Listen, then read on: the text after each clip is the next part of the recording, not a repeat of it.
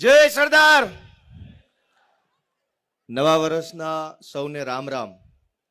અને આજે આ લેવા પટેલ યંગ ગ્રુપ દ્વારા આયોજિત આ સમારંભની અંદર આપણી વચ્ચે હાજર નથી, પણ દર વર્ષે દાતા તરીકે આ સમારંભને યોજવા માટે જેઓનું અથાક યોગદાન છે એવા શ્રી વેલજીભાઈ શેઠા સાહેબ, વંદનીય સન્માનની માણિયા સાહેબ, કળથિયા સાહેબ, ઉદ્ધવજી દાદા, મંચ ઉપર બેઠેલા સૌ સામાજિક રાજકીય આગેવાનશ્રીઓ, સામે બેઠેલા સૌ મહેમાનશ્રીઓ, સમાજના વડીલો, અને જે નવ દંપતીને પરણાવવા માટે, એમને નવું જીવન આપવા માટે આપણે બધા અહીંયા ભેગા થયા છીએ, એ નવ દંપતીઓ, એમના પરિવારજનો, સૌને મારા ગોપાલ ઇટાલિયાના પ્રણામ, નતમસ્તક વંદન સૌને.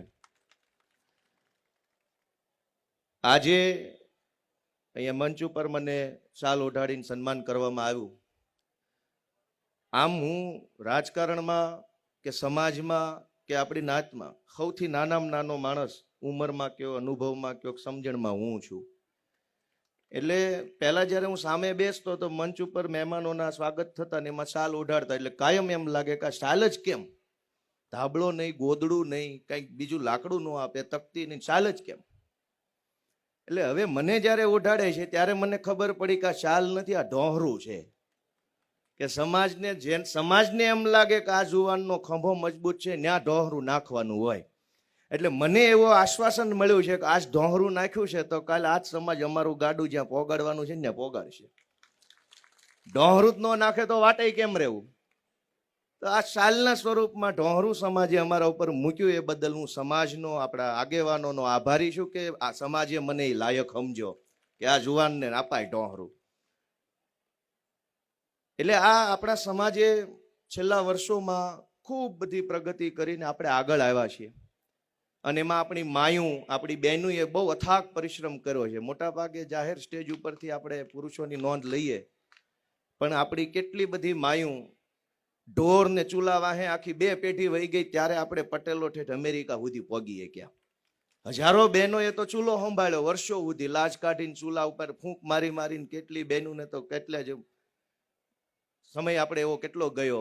ઢોર દોયા, ખેતરોમાં કેટલી જિંદગીઓ ખપી ગઈ, ટાટ તડકા, વરસાદ. અને એમ બળ કરતા કરતા કરતા કરતા 2024માં આજ આપણે એક શક્તિશાળી સમાજના સ્વરૂપમાં, શક્તિશાળી સંસ્થાના સ્વરૂપમાં આપણે અહીંયા ઊભા છીએ, ગુજરાતમાં નહીં આખા દુનિયામાં. અને એ બનાવવા પાછળ બધાની હૈયારી મહેનત છે. હવે પોતાને ઈશ્વરે જે આપ્યું, સમાજે જે આપ્યું, એ બધાએ સમાજમાં પાછું પોતાનું લગાડ્યું, ત્યારે આવો સમાજ બન્યો. અને એવા મજબૂત સમાજમાં કાંઈ કર્યા વગર, કાંઈ લીધા દીધા વગર મારી જેવા જુવાનિયાને બેઠે બેઠી આ જગ્યા બેહવાની જગ્યા મળી ગઈ. તો આનાથી મોટો આભાર કેવો માનવો? આજ પટેલની નાત મારી પાસે લાગેલી છે, ગોપાલ પટેલ છે એટલે અમારો ભાર પડે છે. પણ એ પટેલ સી ભાર પડે છે, એ ભાર પાડવામાં મારું તો કાંઈ યોગદાન નથી. અવડા મોટા સમાજે અવડી મોટી મહેનત કરી અને સમાજને શક્તિશાળી બનાવ્યો. હવે શક્તિશાળી બનેલા સમાજને આગળ જવું છે તો જેમ ગામ પંચાયત હોય તો ગ્રામ સભા થાય વર્ષમાં એક વખત, સરકાર હોય તો વિધાનસભાનું સત્ર ભરાય, લોકસભામાં લોકસભાનું સત્ર ભરાય, કંપની હોય તો કંપનીની વર્ષે એક્ઝિક્યુટિવ મિટિંગ મળે, મંડળી હોય તો એની સાધારણ સભાની મિટિંગ થાય. વર્ષના અંતે બધી જ વ્યવસ્થાઓમાં એક વખત બધા ભેગા મળે, અને જ્યારે ભેગા મળે ત્યારે આવતા આખા વર્ષમાં કે આવતા 20 વર્ષ સુધી શું કામ કરવાનું છે એના નિર્ણય કરે, એના એજન્ડા ઉપર ચર્ચા કરે. ગ્રામ સભા હોય તો કઈ ગટર બનાવવાની છે, ક્યાં બ્લોક નાખવાના છે, શું બાકી રહી ગયું, શું કરવું, એની ચર્ચા થાય. કંપનીની એક્ઝિક્યુટિવ મિટિંગમાં એવી ચર્ચા થાય કે હવે કેટલો નફો થયો, હવે પ્રોડક્ટ કઈ નવી લોન્ચ કરવી, ક્યાં વેચવી, આઉટલેટ ક્યાં ખોલવાનું, હ્યુમન રિસોર્સનું શું કરવું, એવી ચર્ચા કરે. એમ સમાજ એક યુનિટ છે. આ સમાજ વર્ષમાં એક વખત ભેગો ક્યાં થાય? કાં સમૂહ લગ્નમાં થાય ને કાં સ્નેહ મિલનમાં ભેગો થાય. તો તેદી આ ચર્ચા કરવાની હોય કે હવે આ સમાજની આગળની દિશા કઈ, ક્યાં આપણે સમાજ અટવાય છે અને ક્યાં આપણે પહોંચવાનું છે, કેવી રીતે આગળ વધવાનું છે, એની ચર્ચા અને ચિંતન કરવાનો પ્લેટફોર્મ એટલે આ સમૂહ લગ્ન અથવા સ્નેહ મિલન. પણ પ્રથા એવી છે કે સમાજના પ્લેટફોર્મ પર ઊભા રહીએ માત્ર બને ત્યાં સુધી ભીહ મારીને એવું કહેવામાં આવ્યું કે હારું હારું જ બોલજો ભાઈ, મહેરબાની પ્લીઝ. આ પ્રથા છે. અને સુરેશભાઈએ વળી મારા અલગથી વખાણ કર્યા કે આ સાચું કે છે, એટલે હવે તો અમારે નોય હોય હવે સાચું કહેવું પડે એવી વાત થઈ ગઈ. પણ સાચું ખોટું કાંઈ હોતું નથી, બધા સમજદાર છે, બધા મહેનત કરીને બળ કરીને આવડો મોટો સમાજ બનાવ્યો છે, કોઈ નથી ખબર પડતી એવું હોય જ નહીં. પણ મને એક નવી પેઢીના જુવાન તરીકે જે વાત વિચારવા યોગ્ય લાગે છે, હું એટલો બધો રખડું છું રાજકારણના કામથી, ગામડે ગામડે લગભગ કોઈ તાલુકો બાકી નહીં હોય, અને એક વાર નહીં 5-5 વાર જઈ આવ્યો છું. બધાને મળ્યા પછી, બધું જાણ્યા પછી મને જે સમજણ આવી છે એની વાત મારે અહીંયા, મેં કીધું ને આ ગ્રામ સભા છે આપણી સમાજની, અને આમાં આ વાત મૂકવા જેવી લાગે છે. કે મનહરભાઈએ વાત કરી કે ભાઈ વ્યસન, અને વ્યસન બધાને ખબર છે, દારૂ, બીડી, તમાકુ, માવા, હવે એની તો વાતય જૂની થઈ ગઈ, કોકને કહેવી તો કોક દાંત કાઢે. હવે ડ્રગ્સ આવ્યું છે, ઠેઠ ઊંચા લેવલનો નશો. પણ આપણે વ્યસન મુક્તિની વાત કરી દઈએ એટલાથી વાત પૂરી થોડી થાય છે. એમ કોઈ ભાષણ સાંભળીને વ્યસન મૂકી દેતું હોત તો માવા જ બંધ થઈ ગયા હોત. બહુ બધાએ માવા ઉપર ભાષણ આપ્યા, પણ માવા વધ્યા છે, અને માવાની એક આખી ઇકોનોમી બની ગઈ છે, કરોડો રૂપિયાનો ધંધો છે. હવે માવા બંધ થાય તો ધંધો બંધ થાય એવું છે. પણ આ નશો જે છે સમાજમાં, અને કઈ ડ્રગ્સનો જ નશો છે એવું નથી, મોબાઈલનો નશો છે. હજારો ઘરે હું મહેમાન થઈને જાતો, ઓલા ઝીણા ઝીણા છોકરા આમામ કર્યા જ કરતા હોય, હા જુદી આમામ કરે. હમણાં 2 દિવસ પહેલા રાજકોટમાં એક છોકરાને પૂછ્યું કે ભાઈ, એ મારી બાજુમાં બેઠો હતો, જેના ઘરે મહેમાન થઈને ગયો. મેં કીધું ભાઈ આમાં કેટલા રૂપિયા મળે છે? 8મું ભણતો એ કે આમાં કાંઈ ન મળે. મેં કીધું અમારી બાજુ તો 2 રીલ જોવાના 20 રૂપિયા મળે છે. એને આશ્ચર્ય થયું કે હું રહી ગયો, તો એ સમજો નહીં કે મફતમાં આમ કરેશ તું ભાઈ, ભણવામાં ધ્યાન આપો. પણ અનેક વ્યસન છે, એનો રસ્તો શું? આ વ્યસન કેવી રીતે છૂટશે બધામાંથી? તો એનો રસ્તો મને એક એવો દેખાણો છે, સમાજ સમક્ષ મૂકીએ છીએ, આજ વિચાર મૂકીએ છીએ તો કાલ એનો વડ બનશે, કાલ સારું થાય. મને એમ લાગે છે કે આપણા સમાજે રમત ગમત તરફ આગળ વધવાની બહુ જરૂર છે. આજ તમે જોશો તો દુનિયામાં, હમણાં 2 દિવસ પહેલા ચેસની રમતમાં પેલો સાઉથ ઇન્ડિયાનો તમિલનાડુનો ડી ગુકેશ નામનો છોકરો 18 વર્ષનો વર્લ્ડ ચેમ્પિયન બન્યો. ખ્યાલ છે બધાને? કોણ તલાટી બન્યું, કોણ કલેક્ટર બન્યું, નહીં તો આપણા વોટ્સએપ ગ્રુપમાં હોય. દુનિયા એને ઓળખે છે જે કળાની અંદર, શ્રમની અંદર, કૌશલ્યની અંદર નંબર 1 લાવે ને એને આખી દુનિયા ઓળખતી હોય છે. કૌશલ્ય શું છે? કે ચેસની રમત એ કૌશલ્યથી રમાય છે. એમાં કદાચ ડિગ્રી હોય કે ન હોય, બેસ્ટ ખેલાડી તોય બની શકાય. ક્રિકેટમાં તમારે કાંઈ ન ભણ્યા હોય, હાવ એટલે હાવ અભણ હોય તો ક્રિકેટનો નંબર 1 ખેલાડી બની શકાય. હોકી, વોલીબોલ, ફૂટબોલ, કેરમ, દુનિયાભરની રમત છે. પણ આજ રમત રમવા માટે આપણો આખો સમાજ પ્રેરાય એવી વ્યવસ્થા નથી. તલાટી મંત્રી બનાવવા એવી વ્યવસ્થાઓ ખૂબ છે ચારો તરફ, અને ખોટું કાંઈ નથી, બધું જ સાચું છે. પણ હવે કઈ દિશામાં જવું છે? આપણે સરકારી નોકરીની ડીએમ સાહેબે વાત કરી કે આપણે એમાં આગળ વધવાની જરૂર છે. હું તો 2 સરકારી નોકરી મૂકીને, રાજીનામું મૂકીને પછી પાછો આમાં આવેલો માણસ છું, એટલે મારો સરકારી નોકરી વિશે અભિપ્રાય બહુ ખરાબ છે કે આમાં જવાય જ નહીં. ખેતી કરવી પણ તલાટી મંત્રી કલેક્ટર ન બનવું, હું એવું માનું છું. કેમ કે આખા કરોડો લોકોના સમાજમાં ભણે ગણે બુદ્ધિથી વાંચવા લખવામાં જે સૌથી હોશિયાર વિદ્યાર્થી હોય એને તલાટી બનાવી દેવાનો, કે એને મોટા કામમાં લગાડવાનો. જેની બુદ્ધિ મોટી, જેનું જ્ઞાન મોટું, એને કામ મોટું આપવું પડે. એક નાના જિલ્લામાં, નાની સિસ્ટમમાં બેહાડી દઈએ તો સમાજનું નુકસાન છે. એટલે હું એમ માનું છું કે આપણી પાસે હવે ઘણી વ્યવસ્થાઓ થઈ છે. આપણા છોકરાઓ રમત ગમતમાં આગળ વધે. આજ કેમ આ લેવા પટેલ યંગ ગ્રુપ આયોજિત સમૂહ લગ્ન છે, તો કાલ બોટાદ લેવા પટેલ યંગ ગ્રુપનો અને ભાવનગર લેવા પટેલ યંગ ગ્રુપની ક્રિકેટ મેચ થાય, હોકીની મેચ થાય, વોલીબોલ કોમ્પિટિશન થાય, 2 તાલુકા વચ્ચે કોમ્પિટિશન થાય, 2 જિલ્લા વચ્ચે કોમ્પિટિશન થાય, અનેક રમતોની કોમ્પિટિશન થાય. તો હજારો છોકરાઓ રમત ગમતના ફિલ્ડમાં આવે. બહુ મોટા ખેલાડી ન બને કાંઈ નહીં, પણ મોબાઈલથી, નશાથી દૂર રહે, ધંધા હગળ રહે, શરીર મજબૂત રહે અને મન મજબૂત રહે. કેમ કે રમત છે ને, કોઈ પણ રમત, હું પોલીસમાં હતો ત્યારે અમે વોલીબોલ બહુ રમતા. રમત ગમત છે ને, એનાથી 2 ફાયદા ગમે એને થાય. રમત ગમતથી નિર્ણય શક્તિ બહુ તેજ બને. ક્રિકેટ કે વોલીબોલ રમતા હોય ત્યાં વિચારવા માટે 2 કલાક ન મળે. માઇક્રો સેકન્ડમાં નક્કી કરી લેવાનું હોય કે આ વોલીબોલ આવ્યો છે તો આને કોણ પાસ કરશે, ભાઈ આ કરશે કે આ કરશે. સેકન્ડના 50મા ભાગમાં નક્કી કરી લેવું પડે કેચ કોણ પકડશે અને બોલ્ડ કોણ કરશે. રમત ગમતની અંદર માણસ જેટલું ધ્યાન આપે એટલી તેજ એની નિર્ણય શક્તિ બને. અને બીજું કે ગમે એવી રમત હોય, પૂરી ન થાય ને ત્યાં સુધી કોઈ ખેલાડી ક્યારે છોડતો નથી. ખબર હોય હારી જવાના તો એ દડા નાખ્યા જ કરે. એનો મતલબ એમ કે મનોબળ મક્કમ બને, દ્રઢ બને. અમારી જેવું અમે હારી ગયા પણ તોય રમ્યા જ કરીએ છીએ. આ મનોબળ મળે આપણને. આજ ઘણા લોકો હિંમત હારી જાય છે, ધંધામાં નિષ્ફળ જાય, ટકા બરાબર ન આવે, ઘર પરિવારમાં કંકાસ થાય, પતિ પત્નીનું રાગે ન પડે તો હિંમત હારી જાય, મનોબળ હારી જાય. કોઈ વ્યસનના રવાડે ચડી જાય, કોઈ ગુનાખોરીના રવાડે ચડી જાય, કોઈ આત્મહત્યા કરે. આવું શું કામ થાય છે? મનોબળ હેઠું પડી જાય છે, નિર્ણય શક્તિ નથી મળતી. આપણા હજારો યુવાનોને કોઈ સચિન બચિન ન બને કાંઈ વાંધો નહીં, પણ નિર્ણય શક્તિ સારી બને, મનોબળ મજબૂત બને, એ માટે આખા સમાજે વિચારવું પડશે કે આપણા જેટલા પણ નવી પેઢીના યુવાનો છે એના માટે આપણે રમત ગમતના ગ્રાઉન્ડો બનાવીએ અને અનેક રમતની અંદર આપણા છોકરાઓ રોજ રાત્રે 2-2 કલાક રમ્યા કરે ને એવું કંઈક કરીએ તો મને એમ લાગે છે કે મોબાઈલના, ડ્રગ્સના, પાન બીડીના વ્યસનથી 2 કલાક પૂરતો માણસ આગો રહેશે. અને આપણે આજે વિચાર લઈને જઈશું, કાલે એની શરૂઆત કરીએ અને મજા જુઓ કે અનેક લોકો, હું સમાજમાં જાઉં છું તો મળે છે કે ભાઈ હું છોકરો કરે છે તો કે CA નું કરે છે, MBA નું કરે છે, કોમ્પ્યુટરના ક્લાસ કરે છે, લેંગ્વેજ શીખે છે, કોડિંગ સોફ્ટવેર બનાવવાનું શીખે છે.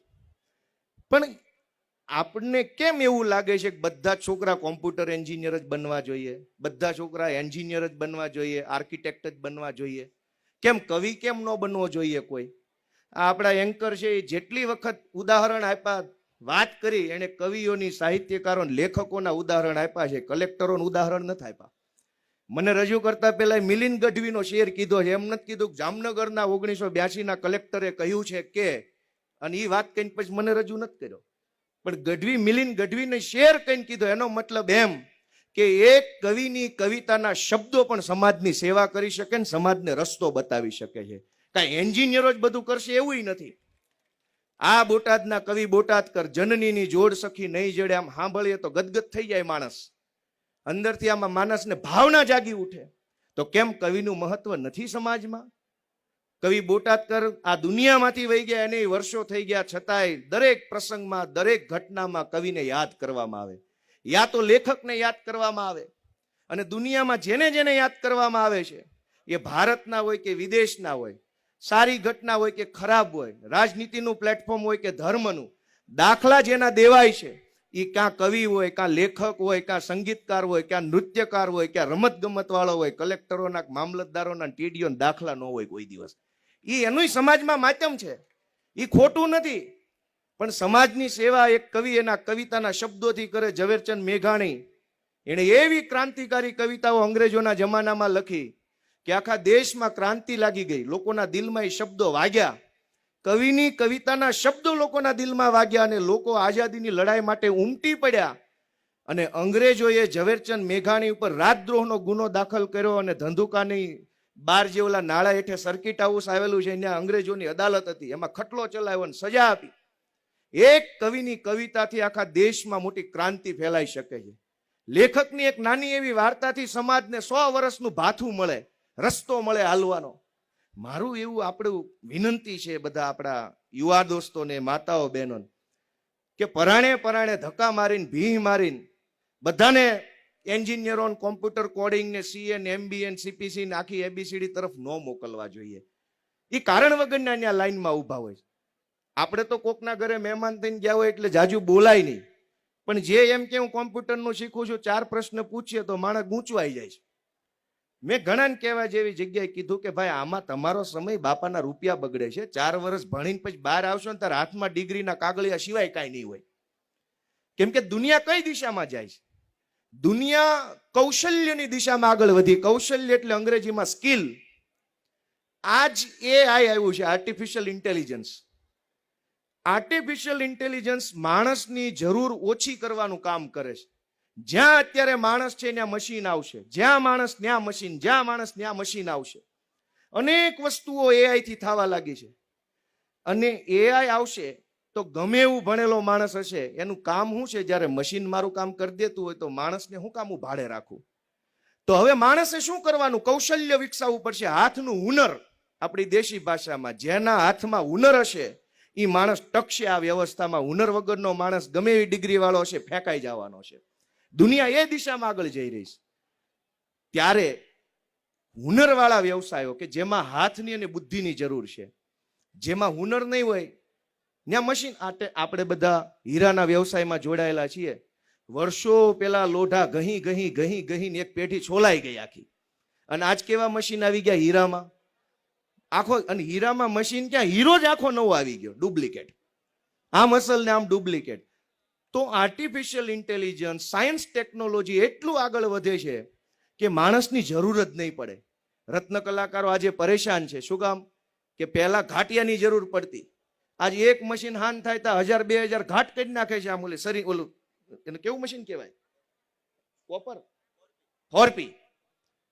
પેલા ઘાટી આખો દી દંડો આમ કરતા, ત્યારે માણ હાંજ પડે 20 હીરાનો ઘાટ કરતા. દંડો ઠપકારતા જાય ને ઘાટ કરતા જાય ને પછી લોઠું ગરમ કરી આમ છુમ છુમ કરતા હતા. મેં જોયેલા, હું સિંગલમાં બેહતો ત્યારે. આજ કેવા મશીન ને કેવું આવી ગયું, માણાની જરૂર ઘટી. હું એમ કહેવા માંગુ છું કે આપણે આપણી સમાજ સભા, મેં કીધું ને લોકસભા, વિધાનસભા, એમાં સમાજ સભા આ નક્કી કરવાનું, ઠરાવ પસાર કરવાનો છે મનનો, વિચારનો, કે હવે પછીનો જમાનો જેવો આવવાનો છે એની તૈયારી અત્યારથી આપણે મગજથી રાખીએ તો ટકી રહેશું. જ્યાં માણસ ત્યાં મશીન આવવાનું છે, પણ એવા અનેક કામ છે જ્યાં મશીન આવશે તો પણ માણસની જરૂર રહેશે. એવા અનેક કામ છે જે આપણે શીખવા પડશે.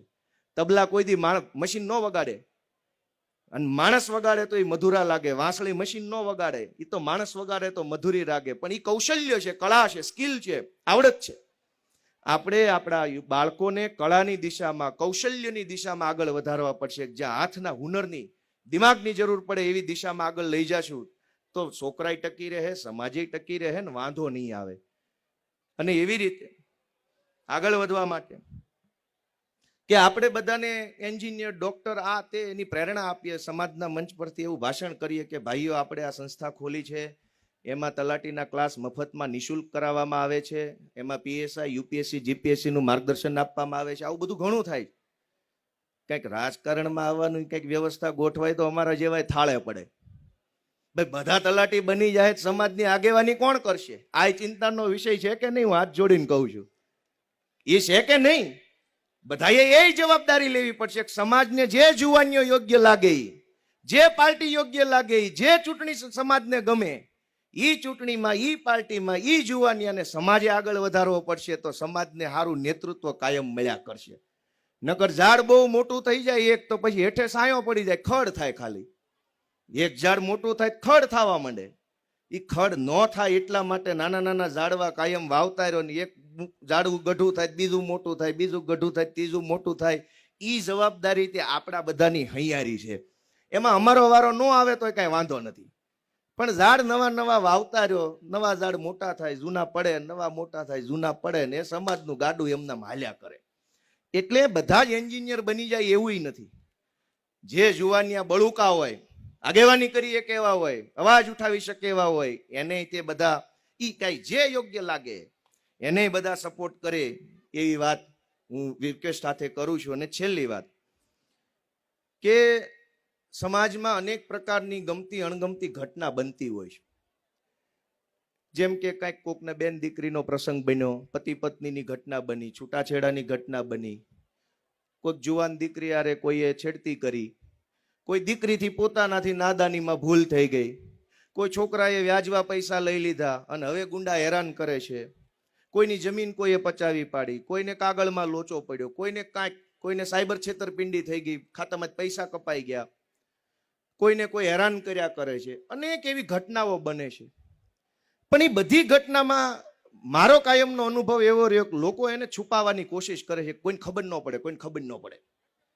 આપણને કાંઈક રોગ થયો હોય અને ઘરમાં કોઈને કહીએ નહીં તો રોગ મટે નહીં, રોગ વધે, અને એટલી હદે વધે ને કે પછી માણસ પગ જ કાપવો પડે. ઘટના ગમે એવી બને. તમને જે માણસ યોગ્ય લાગે, સોસાયટીનો પ્રમુખ લાગે તો સોસાયટીનો પ્રમુખ, નાતનો પ્રમુખ લાગે નાતનો પ્રમુખ, ભાજપનો માણસ, કોંગ્રેસનો માણસ, આપનો માણસ, કોઈ ડોક્ટર, તમને જે માણસ યોગ્ય લાગે એને સામે આલીને આપણી પીડા એક વખત કહી દેવી જોઈએ, તો જ ત્યાંથી નિરાકરણનો રસ્તો ચાલુ થાય. મેં અનેક ઘટના એવી જોઈ, ખાસ કરીને જુવાન દીકરા દીકરીઓની ઘટના, કે કોઈને કે નહીં અમારું ખરાબ થશે, કોકને ખબર પડી જશે, આમ થશે, અને કોઈને ન કે એમાં ને એમાં વાત એટલી હદે વધી જાય કે પછી એના રસ્તાઓ બંધ થઈ ગયા હોય છે. કોકને કયો તો કોક જાણકાર માણસ કંઈક કે હાલો પોલીસને કહું, પીએસઆઈ ને કહું, કે ધારાસભ્યને કહું, કે હાલો ભાઈ મામલતદાર હારે વાત કરી લઉં, કોકના કંઈક છેડા હોય. પણ મોટા ભાગે માણસ ઘટનાને દબાવવાની, હંતાડવાની કોશિશ કરે. પણ આ જમાનો એવો છે, કોઈનું ક્યાંય હંતાવાનું નથી. હવનું જાહેર મોબાઈલ આવી ગયા, બધું ઉઘાડું થઈ ગયું છે. હવે કોઈનું છાનું કોઈ દી નથી રહેવાનું. તો બેટર છે કે આપણે સામે આલીને કહીએ કે ભાઈ અમારા ઘરે આવું બન્યું છે, હું રસ્તો લેવો. તો કોક કંઈક સારો રસ્તો બતાવશે ને વહેલી તકે હરખું થાય. હમણાં એક ઘટના આવી, પતિ પત્નીના ઝઘડામાં 8 મહિનાના લગ્ન થયેલા, અને ભાઈએ કોઈને કીધું નહીં, છોકરાએ આત્મહત્યા કરી લીધી. મારા ટીંબી ગામની જ ઘટના છે. કોકને કીધું હોત તો 2 જણા વચ્ચે પડે, બેહે વાત કરે, સારું મોડું જે હોતી સમજીને છોકરો તો જીવતો રહેત ને. છોકરો ગુજરી ગયો, પછી વાહેથી ખબર પડી કે ભાઈ એને એની ઘરવાળીને ઝઘડો ચાલતો. કીધું કેમ નહીં? તો કે કોકને કહીશ તો કોક શું કહે, મારી વાત માનશે નહીં, મને સપોર્ટ કરશે નહીં કરે. તો જ્યાં સુધી ઘટના કોઈ જાણકાર માણસને, આગેવાનને કહેવામાં નહીં આવે, ત્યાં સુધી આ વ્યાજની ઘટનાઓ અનેક બને છે. જાણીને લીધા કે અજાણતા લીધા, મરજીથી લીધા કે મરજી વગર ભલે લીધા, પણ હવે તમને કોક હેરાન કરતું હોય કે મારા પૈસા આટલા દે, જમીન લખાવી લો, આ કરી લો, તો ગમે એને કયો. તમને જે માણસ યોગ્ય લાગે એને કયો. તમારા કરતા એ માણસ તમને કાંઈક નવો રસ્તો બતાવી શકશે, ને કાંઈ નહીં બતાવી કે આશ્વાસન આપશે કે મૂંઝાતો નહીં ભાઈ, હું બેઠો છું, હાલ તારી હારે આમ આવું તેમ આવું. પણ આપણે એમ માનીએ છાપામાં ન આવે એટલે કોઈ નથી કેવું. છાપામાં તો ઘણાનું છપાઈ ગયું, તોય ક્યાં દુનિયામાં ખોટું અટક્યું છે? ખોટું કરવા વાળા કોઈ દી છાપું વાંચીને ઊભા નથી રહેતા.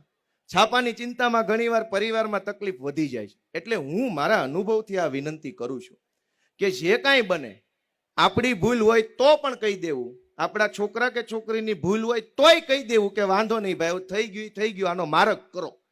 કઈ એવું નથી ભૂલ છે તો ભડાકે દઈ દેવાના છે. ભૂલ થઈ ગઈ, પણ રસ્તો કરવાની વાત છે, આગેવાન પાસે હોય છે. એટલે બધાને મારી વિનંતી છે, ઘટના કોઈ પણ હોય, એક ડાયો માણસ તમને યોગ્ય લાગે એ ગોતો અને એને કહી જ દેવી. અને પોલીસની જરૂર પડે, પોલીસ એફઆઈઆર લખશે કે નહીં લખે, તપાસ કરશે કે નહીં કરે, પકડશે કે નહીં પકડે, એની ચિંતા કર્યા વગર આપણે લખીને કાંઈક આપી દઈએ તો પોલીસના ચોપડે ચિતરાઈ જાય. પછી 50 પીએસઆઈ ની બદલી થાય ને તો આપણું લખાણ ને ઊભું રહેશે. એ વસ્તુ તો થાય જ છે. તો આપણી વાત કંઈક સરકારી ચોપડે ચડી જવી જોઈએ. જો આપણને અન્યાય થતો હોય, કોઈ હેરાન કરતું હોય, ત્રાસ આપતું હોય, તો આપણી વાત ચોપડે લખાય એક વખત, એ બહુ જરૂરી છે. એટલે આ બધી મેં મારા અનુભવથી કરેલી વાતો છે. અને આજે આટલી વિશાળ સંખ્યામાં બધાએ આવી મારી વાત સાંભળી. હું એમ માનું છું કે આ મને બહુ મોટી જવાબદારી સમાજ તરફથી મળી છે. કેમ કે અહીંયા ઊભા રહેવા મળે, અહીંયા બધા અવડા મોટા ધરખમ વડીલોની હારમાં બેહવા મળે, એ કોઈ નાની વાત નથી. આના માટે આખી જિંદગી કાઢવી પડે. એણે 50 વર્ષ કાઢ્યા ત્યારે પહેલી લાઈનમાં બેઠા છે, હું મૂળ 35 વર્ષનો છું ને એની હારે બેહાડ્યો છે. એટલે આ વડીલોના, આ સમાજનો માન્ય એટલો આભાર ઓછો છે કે સમાજ આપણને આટલી હદે સપોર્ટ કરે છે, મદદ કરે છે, લાયક સમજે છે અને જવાબદારી સોંપે છે. એટલે હું સૌ વડીલોનો, માણિયા સાહેબ, દાદા, કળથિયા સાહેબ, સૌ વડીલો, આ લેવા પટેલ યંગ ગ્રુપ, એની અંદર મહેનત કરતા સૌ યુવા દોસ્તો, બધાનો ફરીવાર નતમસ્તકે માથું નમાવી વંદન કરું છું. સૌનો આભાર માનું છું. જય સરદાર.